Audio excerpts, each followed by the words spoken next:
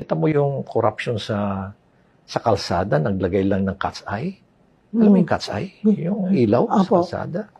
Tapos alam mo ba yung presyo ng isa niyan? 11,720. Bawat isang piraso. When in fact, ang total cost lang niya, including installation at tax, is just 1,800.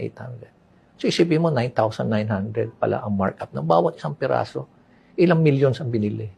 Sa bawat million, that's 9.9 billion. Ilang millions and millions of pieces ang binili nila nationwide. Yung road safety device, nakita mo yung yellow barrier sa mga kurbada. Kung din yun, isa rin yun. Isipin mo, ang cost nun is 121,330. Hindi nila pwedeng, hindi nila pwedeng i-contest yung cost na yan because I have all the documents. Nandun yan sa detailed unit price analysis at yun ang contract price. So 121,330 per meter. When the cost of that is just 255, pinakamahal na ngayon, $255 per meter.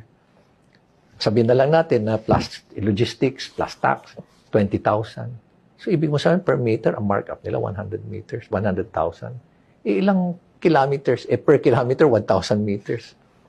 So ilang hundreds of kilometers ang nilagyan nila. Alam mo ba, dapat kurbada lang lalagyan. Pati diretso ng kalsada nilagyan nila. In the same manner na yung cat's eye, pwede naman gitna lang at 10 meters lang pagitin. Ang ginawa nila, para mas marami silang bibilhin, ginawa nilang 2.5, ginawa nilang 5 meters.